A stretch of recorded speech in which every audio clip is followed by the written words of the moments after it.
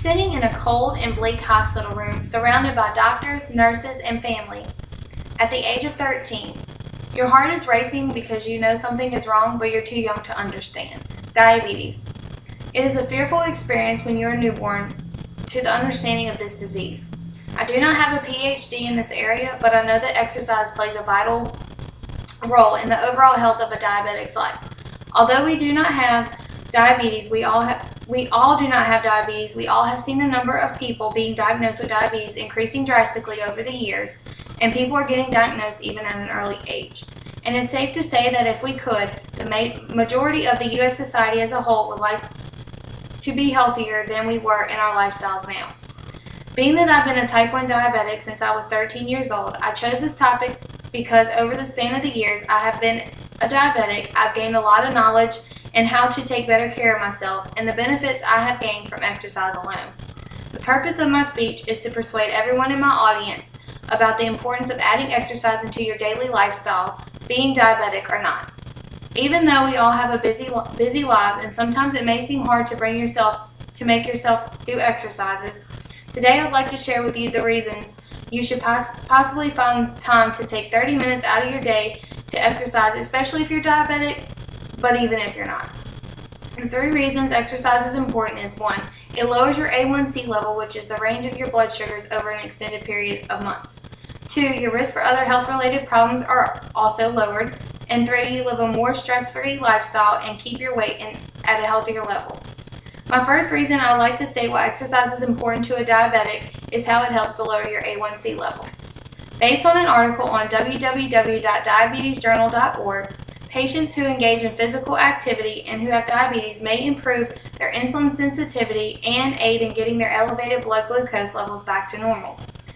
Although diabetes affects both young and old patients, during the aging process, the degeneration of muscles, ligaments, bones, and joints begin to take place. By not using these parts of our bodies, it may make some problems arise and worse later on in life, even at an early age. So exercise is very important when it comes to maintaining your health and happiness. The studies done in the article, Physical Activity / Exercise and Diabetes, states about adding exercise to one's weekly routine showed improvements in one's A1C levels to be 10 to 20% lower than baseline. Being a diabetic is no fun and definitely no easy task, but you can have the total advantage of taking care of yourself and keeping your risk of other health-related problems such as heart disease and cholesterol at bay and at a lower risk by doing exercise on a weekly basis. According to a YouTube video by Philip Snyder, 12 hours after exercise, the diabetic sugar levels are lowered and the sugar is flushed out of the bloodstream. Not only is that remarkable, but it's also vital for a diabetic. Because once you're able to maintain and keep your sugar levels at a normal range, your whole body responds well and you have more energy as well as less health-related problems. Any exercise is great for diabetics who are in good health, but research has shown that aerobic exercise helps clear out the sugar out of the certain muscles quicker, according to Dr. Philip Snyder. On www.diabetes.org, exercising consistently can lower blood glucose and your A1C. So when you lower your A1C, you may be able to take fewer medications, and in return, it leaves you at a lower risk for more health-related problems and less stressed out.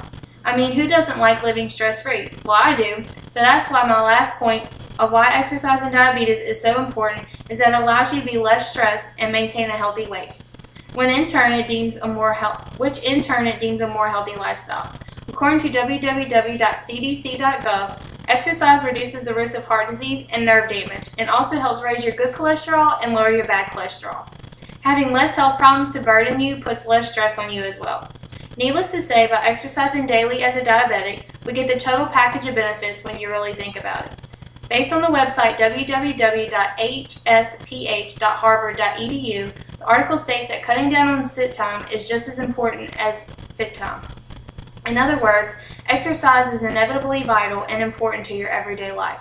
Just think, 30 minutes of physical activity 3 to 5 times a week will save you the hassle of pulling your hair out by the end of the week, which in return will leave you stress-free and less of a chance of your blood sugar and blood pressure shooting into the high range.